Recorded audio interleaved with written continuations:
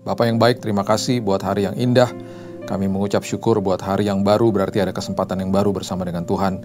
Kami percaya Tuhan, firman Tuhan yang kami dengar bukan sekedar hanya kami serap saja begitu saja, tetapi kami akan hidup dikuasai oleh firman.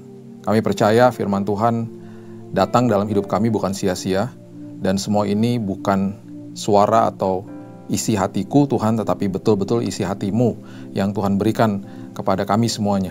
Itu sebabnya hari ini Tuhan kami sambut firman kebenaran di dalam nama Tuhan Yesus, Juru Selamat kami yang agung. Kami berdoa dan mengucap syukur. Kita sama-sama katakan, amin. Di dalam sebuah kehidupan itu biasanya kita memiliki barang atau sesuatu atau seseorang yang sangat penting dalam hidup kita, dan seringkali kita berpegang kepada hal-hal itu dan kita akhirnya susah untuk sharing atau bagikan, atau bahkan kemudian dengan rela, bahkan dengan ikhlas kita justru mau bagikan menjadi dampak atau berkat bagi orang lain. 3 hal ini yang kita ada di dalam hidup ini, ada sebuah hal yang Tuhan titipkan dalam hidup ini. Itu adalah waktu, talenta, dan uang. 3 hal ini adalah, saya bisa katakan, komoditas yang sangat hebat, yang sangat luar biasa, yang Tuhan titipkan dalam hidup kita, yang patut kita kelola. Ya, waktu, talenta, dan uang.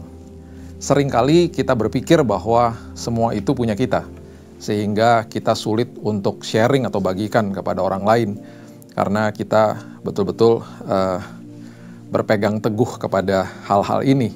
Dan bahkan banyak manusia juga yang akhirnya mengilahkan hal-hal ini, dan akhirnya sombong dan lain sebagainya karena merasa bahwa hal-hal ini adalah milik mereka. Ya.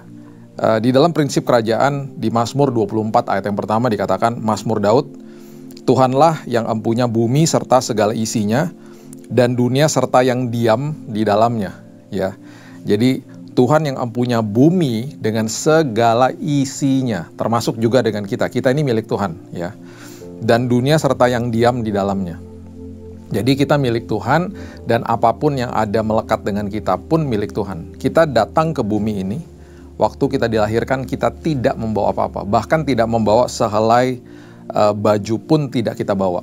Kita keluar dari rahim ibu kita betul-betul tidak memakai baju. Kita telanjang.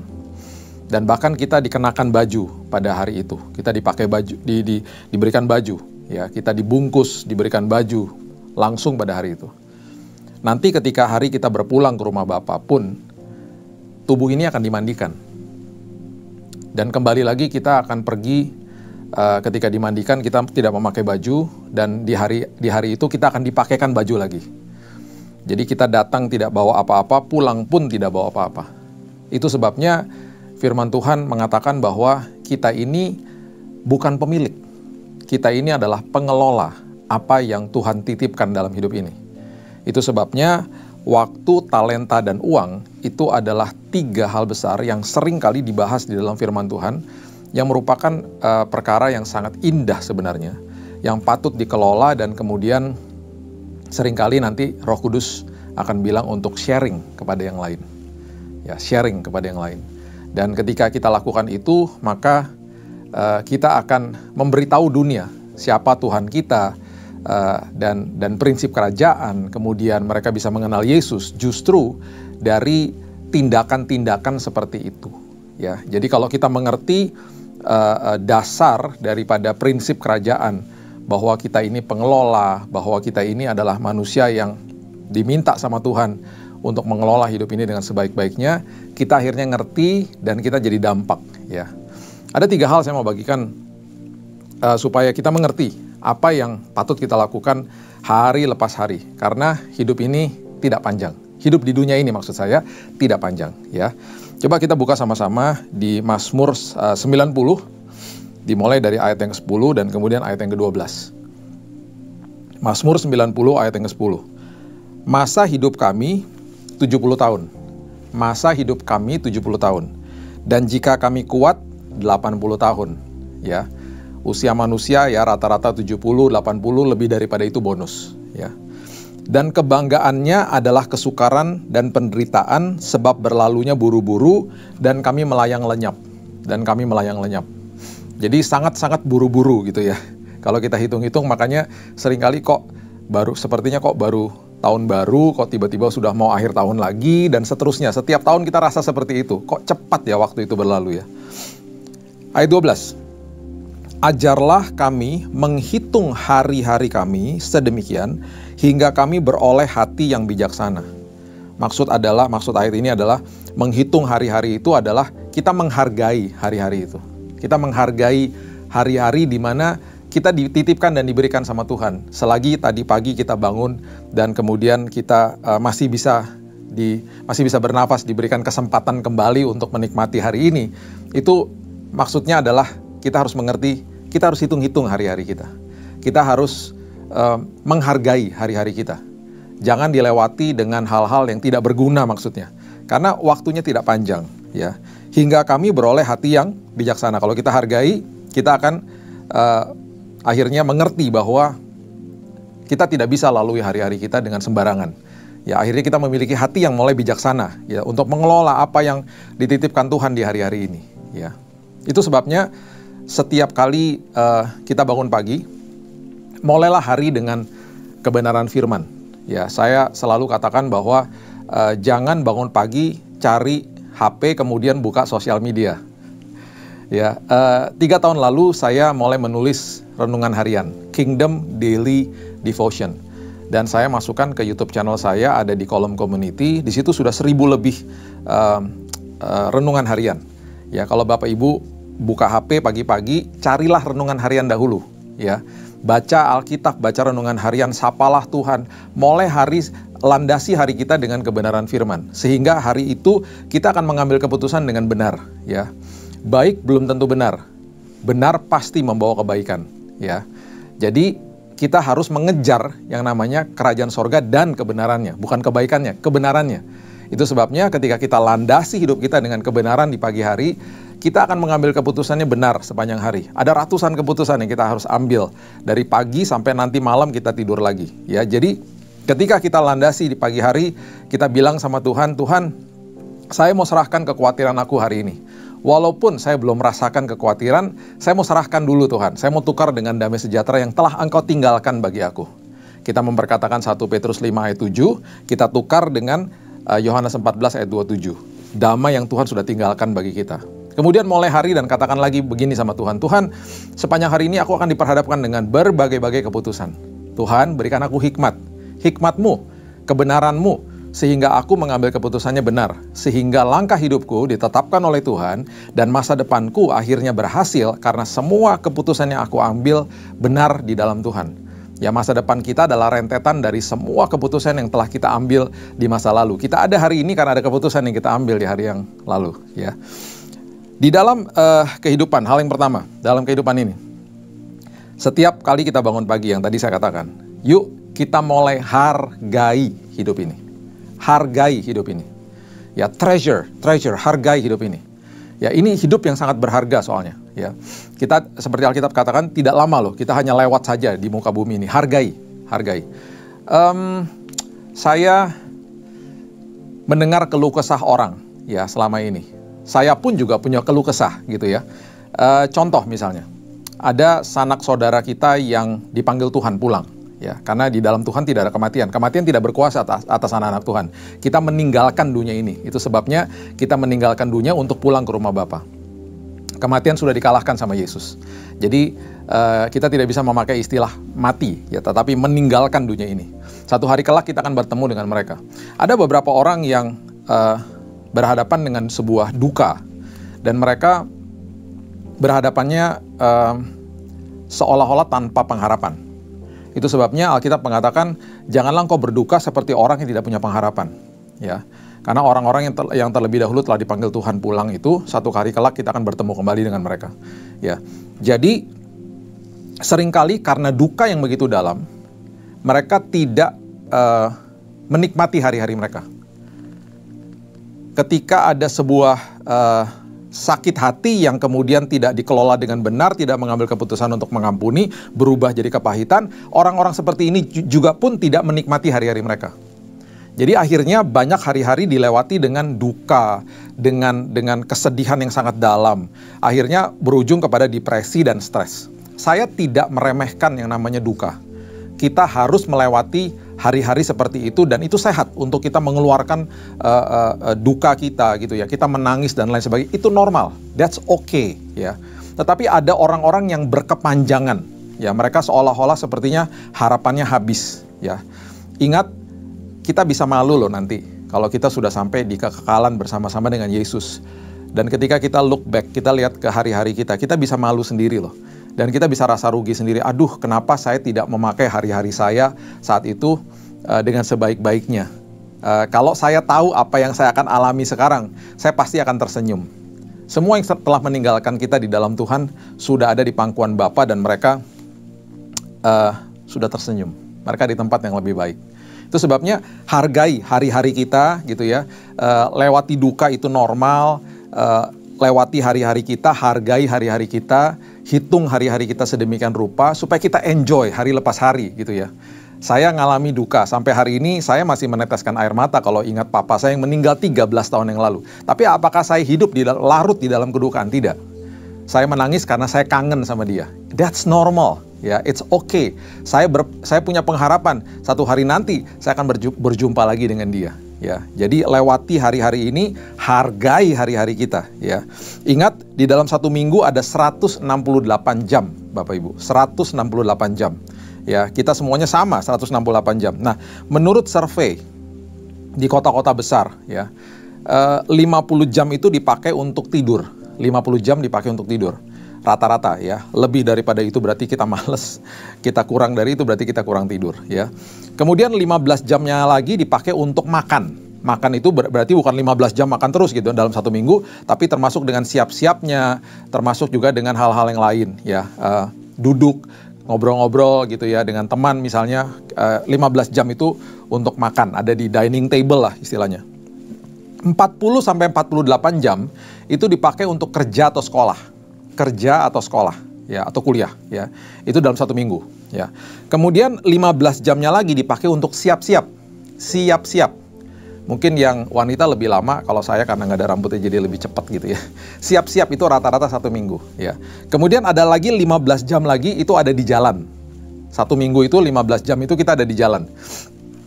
Baik itu mungkin pergi ke kantor, pergi ke tempat kuliah, pergi ketemu sama orang dan lain sebagainya. Itu ada 15 jam. Satu minggu. Nah, sisa daripada waktu-waktu ini dikurang, jadi 168 jam dikurangi dengan rutinitas kita yang kita lakukan, itu hanya sisa 25 jam. 25 jam. Saya suka dengan quote-nya John Maxwell, dia katakan begini, tunjukkan kepada saya apa yang kau gunakan dengan 25 jam itu, aku akan beritahu kepadamu kira-kira masa depanmu seperti apa, gitu. Karena yang kita lakukan tadi sudah rutinitas, 25 jam kita mau pakai apa. Saya punya teman yang di dalam sisa waktunya dia menggeluti bisnis MLM ya. Saya nggak suka bisnis MLM. Saya kalau dengar MLM udah malas duluan gitu ya. Tapi teman saya ini, wah dia menggelutinya luar biasa. Ditolak-tolak sama orang tapi dia tetap punya optimisme yang luar biasa. Dia terus tekuni bisnisnya. Hari ini kalau saya ketemu sama dia berhasil di dalam bisnis itu. Ada lagi teman saya yang 25 jam sisa daripada waktunya sekolah Alkitab. Sekolah Alkitab. Dia sibuk kerja, tapi kemudian dia sisa waktunya dipakai untuk sekolah Alkitab. Ada yang dia ambil online, ada yang dia ambil onsite gitu ya. Sekarang ketika ketemu lagi setelah berapa tahun, wah, kalau ngobrol sama dia, firman Tuhannya sangat dalam gitu ya. Belajar banyak dan lain sebagainya. Udah mulai berkhotbah dan lain sebagainya. Ada juga teman-teman saya yang 25 jamnya itu tidak dipakai untuk ngapa-ngapain. Setelah ketemu, setelah 3, 4, 5 tahun, ya hidup mereka ya begitu-begitu aja. Ya, jadi memang betul apa yang kita gunakan dengan sisa waktu itu akan mengakibatkan atau menghasilkan sebuah masa depan dalam hidup kita, baik itu positif atau negatif. Jadi hargai. Ingat kita punya keterbatasan. Ya, saya waktu di umur 20-an, waktu masih kuliah, saya ini suka main basket. saya kalau main basket bisa sampai, pernah rekornya tuh 6 jam. Bukannya berarti terus-terusan 6 jam, tapi duduk sebentar, ganti baju, saya nggak pernah lupa itu saya kalau bawa baju sampai 5 baju ganti. Karena keringetan. Duduk sebentar, minum, main lagi. Itu bisa sampai 6 jam. Karena sukanya luar biasa. Hari ini nggak bisa. Mungkin 1 jaman, setelah itu selesai istirahat, udah gitu udahan. Lututnya udah nggak seperti dulu ya. Manusia punya keterbatasan. Kalau Bapak Ibu tahu Michael Jordan sebagai pemain basket yang luar biasa di zaman tahun 80-90, wow, dia kalau loncat luar biasa tingginya dan mainnya sangat-sangat dahsyat. Hari ini dia sudah 50-an usianya, bahkan mendekati 60. Dan kalau diajak main basket, dia tidak bisa loncat setinggi dulu. Manusia punya keterbatasan. Tetapi kita menyembah Tuhan yang tidak ada batasnya. Itu sebabnya kembali kita hargai hari-hari kita. Karena berlalunya buru-buru. Hargai, ya, tersenyumlah, karena selagi ada hari esok, selalu ada pengharapan di dalam Tuhan. Selalu ada pengharapan di dalam Tuhan. Apalagi kita mengenal Juru Selamat kita, sudah menerima Dia sebagai Juru Selamat. Ya. Yang belum terima Yesus sebagai Juru Selamat, ayo hari ini ambil keputusan. Terima Yesus sebagai Juru Selamat atas hidupmu. Dan engkau akan betul-betul mengerti dan akhirnya tahu tentang apa sih maksud daripada hidup ini. Dan kita akan berjalan di dalam damai. Kita berjalan di dalam sukacita yang sangat melimpah di dalam Dia. Karena selalu ada pengharapan dan kehidupan kita ditanggung penuh sama Yesus. Ya. Yang kedua, setelah kita hargai, kita diminta sama Tuhan untuk memberi di dalam hidup ini. Investasi dalam hidup ini. Dan semua prinsip yang diajarkan di firman Tuhan tidak sama dengan apa yang diajarkan di dunia. Ya. Kita baca Matius 6 ayat 19 dan 20. Matius 6 ayat 19 dan 20. Janganlah kamu mengumpulkan harta di bumi. Di bumi ngengat dan karat merusakkannya dan pencuri membongkar serta mencurinya. Ya, jadi jangan kumpulkan harta di bumi ngengat dan karat merusakkannya dan pencuri membongkar serta mencurinya. Mengumpulkan harta itu dalam artinya. Mengumpulkan harta itu maksudnya jangan kita berharap gitu ya. Kemudian tergantung hidup kita dengan apapun yang ada di dalam dunia ini. Karena apapun itu bisa hilang kapan saja, ya. Apalagi di dalam dunia. Ya, itu sebabnya dikatakan, tetapi kumpulkanlah, ayat 20, bagimu harta di sorga. Harta di sorga. Di sorga ngengat dan karat tidak merusakkannya dan pencuri tidak membongkar serta mencurinya. Kumpulkan harta di sorga. Ya. Berikan kepada Tuhan, investasi di dalam kerajaan sorga. Dan itu ada prinsip-prinsip yang Tuhan ajarkan di dalam kebenaran firman. Ya. Salah satunya adalah ini. Coba kita lihat Lukas 14. Lukas 14. Ayat yang ke-12 sampai ayat yang ke-14. Ya, Lukas 14 ayat 12 sampai 14. Dan Yesus berkata juga kepada orang yang mengundang Dia, apabila engkau mengadakan perjamuan siang atau perjamuan malam, janganlah engkau mengundang sahabat-sahabatmu atau saudara-saudaramu atau kaum keluargamu atau tetangga-tetanggamu yang kaya, karena mereka akan membalasnya dengan mengundang engkau pula, dan dengan demikian engkau mendapat balasnya. Maksudnya, jangan berbuat baik karena ada maunya, karena kita mau dibalas. Ya, itu kecenderungan orang-orang di dunia. Saya mau dekat-dekat sama orang ini, karena supaya saya dapat sesuatu dari dia. Kalau orang ini saya tidak mau, karena saya nggak akan dapat apa-apa dari dia. Ya, tidak apa-apa. Belajar dari orang yang bisa memberikan kita pengaruh yang baik. It's okay, tapi harus jaga motivasi hati kita. Akhirnya banyak orang yang istilahnya mau dekat dengan orang tertentu karena ada maunya. Ya, sementara orang-orang yang lain tidak dianggap penting sama dia. Oh, dia bisa kasar sama orang-orang seperti itu. Jadi punya double standard akhirnya. Ya. Ayat 13. Tetapi apabila engkau mengadakan perjamuan, undanglah orang-orang miskin, orang-orang cacat, orang-orang lumpuh, dan orang-orang buta. Ya, ini maksudnya bukan secara literal, tetapi ini juga dimaksudkan untuk kita melakukan kebaikan, memberikan kebaikan untuk orang-orang yang tidak bisa membalas kepada kita. Dan engkau akan berbahagia karena mereka tidak mempunyai apa-apa untuk membalasnya kepadamu. Engkau akan dibuat berbahagia karena mereka tidak punya apa-apa untuk balas. Justru kita akan dibuat berbahagia ketika orang itu tidak bisa balas kepada kita. Karena yang Tuhan mau adalah supaya kita ngerti, kita lakukan ini adalah kita lakukan untuk Tuhan. Dan justru Dia yang akan memperhitungkan semuanya bagi kita. Ya, sebab engkau akan mendapat balasnya pada hari kebangkitan orang-orang benar. Ya. Jadi berarti maksudnya Tuhan adalah gini, jangan hitung-hitungan sama saya, gitu loh. Itu sebabnya jika kita memberi, ya, jangan hitung-hitungan sama Tuhan. Jangan bilang Tuhan balikin ya Tuhan, balikin ya Tuhan. Jangan ngomong gitu, bilang Tuhan terima kasih, Tuhan sudah menitipkan berkat yang luar biasa atas hidupku, aku memberikan dengan kerelaan hati. Karena semuanya yang ada melekat dengan aku adalah milik Tuhan. Milik Tuhan, semuanya punya Tuhan. Jadi saya memberikan dengan sukarela, dengan sukacita karena ini punya Tuhan. Ya. Itu sebabnya kita akan mempunyai hati yang betul-betul rela, ikhlas, hati yang berbahagia ketika kita memberi. Saya bukan berbicara hanya sekedar uang saja. Ya, ini lebih daripada itu. Kebaikan, membagikan talenta kita, membagikan waktu kepada orang lain bahkan.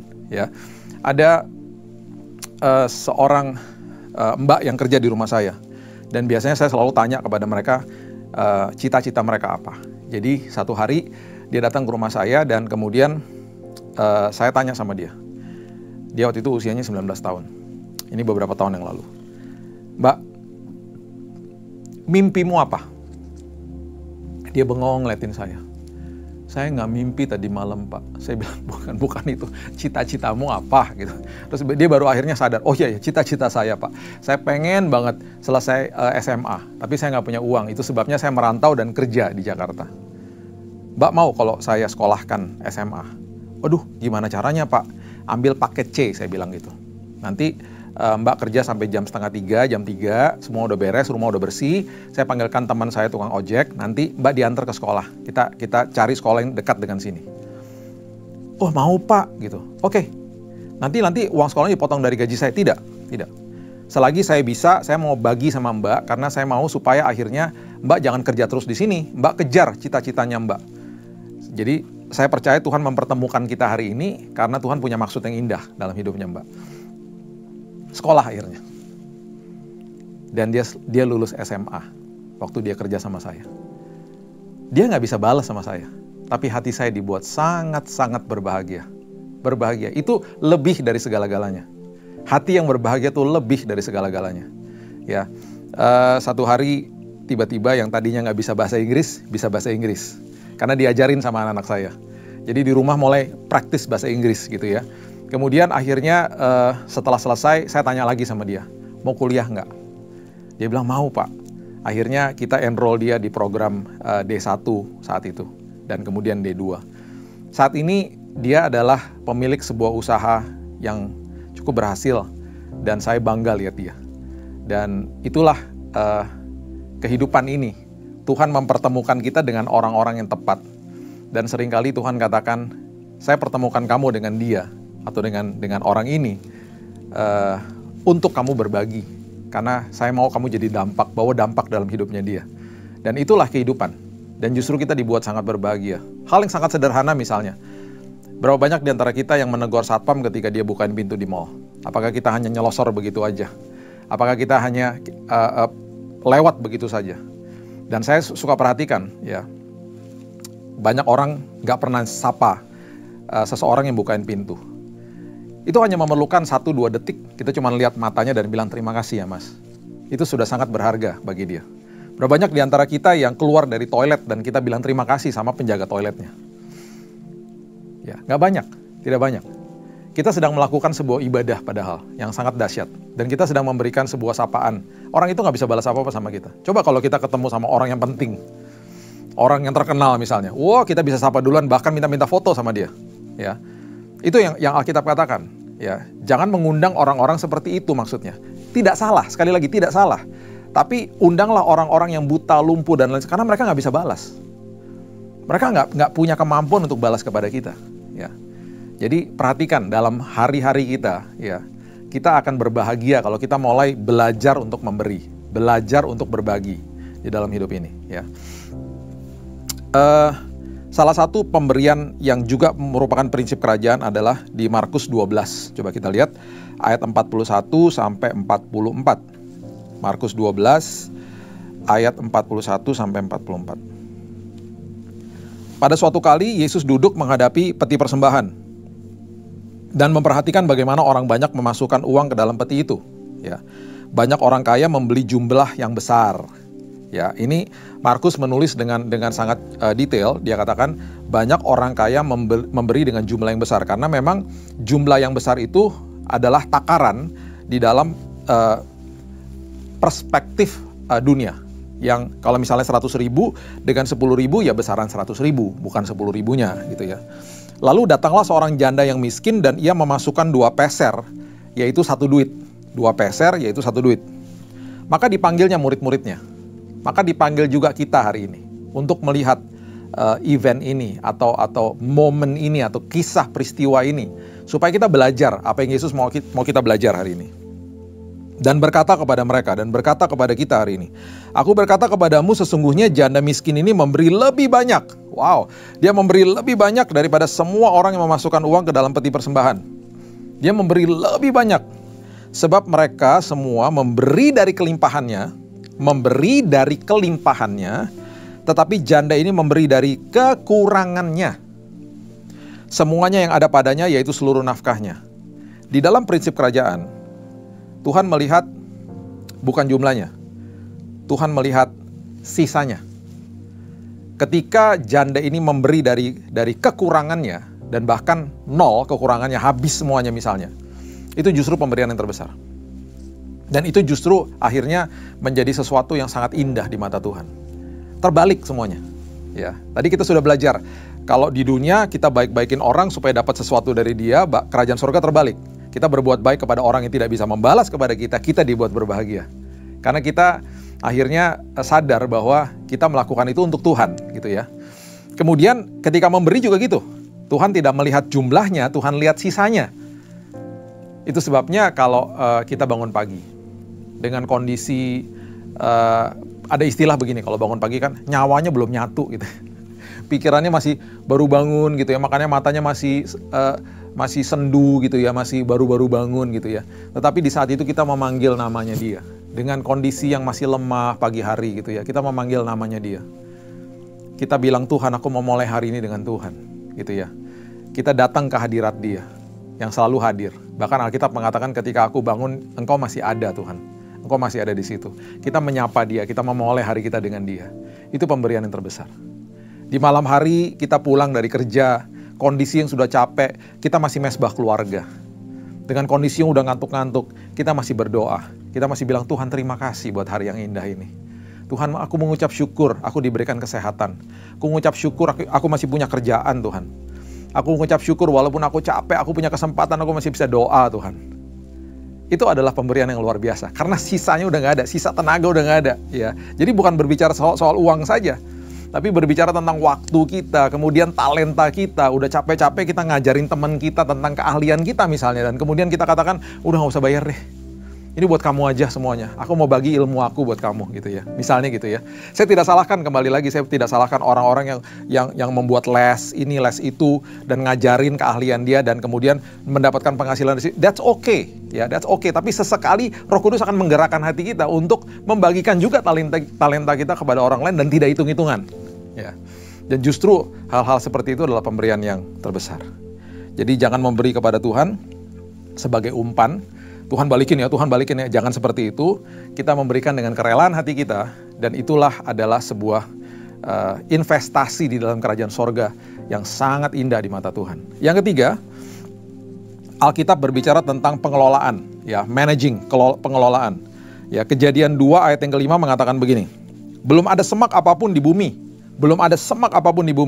belum timbul tumbuh-tumbuhan apapun di padang. Ya, semak itu berbicara tentang sesuatu yang berantakan, yang harus diperbaiki. Kemudian tumbuh-tumbuhan berbicara tentang sesuatu yang sudah baik dan harus di-manage, harus dijaga gitu ya.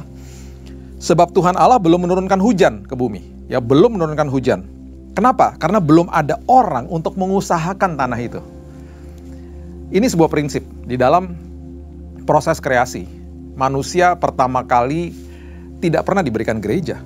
Manusia pertama kali ketika diciptakan diberikan bumi, dan lebih kerucut lagi, lebih spesifik lagi di ayat ini, manusia diberikan marketplace, tempat untuk dia kerja. Wow. Jadi berarti di keesokan hari, di hari Senin, ya, ketika kita masuk ke dalam pekerjaan kita, jangan dipilah-pilah. Oh ini hari kudus, hari Minggu, besok hari kerja. Tidak, setiap hari adalah hari kudusnya Tuhan. Ya betul, besok itu memang hari kerjanya kita. Tetapi kita harus mengerti bahwa ketika saya masuk ke dalam tempat pekerjaan saya, karena kita juga sudah mengerti bahwa saya adalah gereja Tuhan, ini gedung gerejanya. Kalau saya datang ke sebuah gedung gereja, ini gedung gerejanya gitu ya. Saya keluar dari gedung gereja, ibadah jalan terus. Karena gerejanya saya sekarang, pengertiannya begitu. Ya, Yesus sudah ajarkan begitu. Nah, akhirnya seperti Paulus sudah juga mempertajam tubuh kita adalah bait Roh Kudus. Ketika kita keluar kemudian ke marketplace, ke tempat kita, itu juga adalah ladang misi kita. Jadi kejar purpose-nya Tuhan, tujuan Tuhan, kenapa saya ada di tempat itu. Jangan dikejar gajinya, jangan kejar-kejar income. Orang yang kejar gaji jadi stres. Makanya banyak orang mengatakan, I hate Monday, I don't like Monday.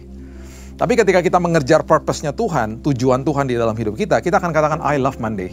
Hari yang baru, minggu yang baru, kesempatan yang baru bersama dengan Tuhan. Ya, carilah dahulu kerajaan Allah dan kebenarannya, baru segala sesuatu ditambah-tambahkan. Jangan dibalik-balik. Ya. Nah, ini prinsip. Ya. Jadi kita akhirnya bisa mengelola pekerjaan kita, mengelola usaha kita misalnya. Ya. Dengan sebaik-baiknya mengerti bahwa ada tujuan Tuhan yang sangat indah di dalamnya. Ya, saya harus jadi dampak kepada orang lain. Saya harus betul-betul mengerti kenapa saya ada di tempat ini. Saya harus jadikan kehidupan saya dalam mercusuarnya Tuhan, dimanapun Tuhan tempatkan saya. Ya. Matius 25, ya, coba kita lihat Matius 25.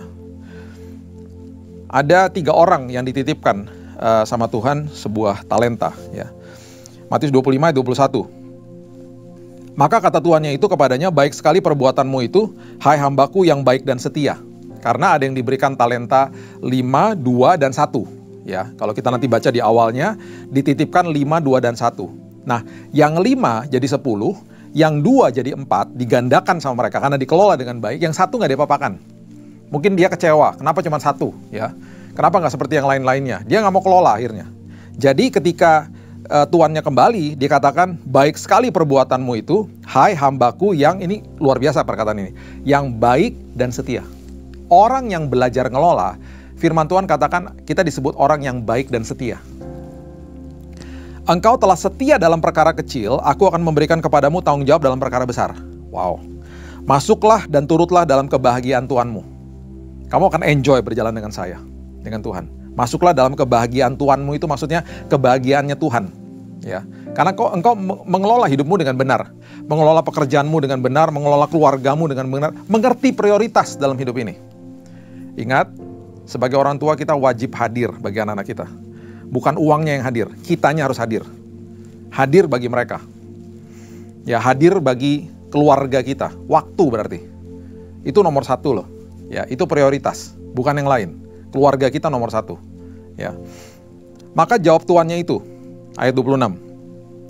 Ya, ayat 26 ini kita berbicara tentang ketika didapati hamba yang tidak mau mengelola.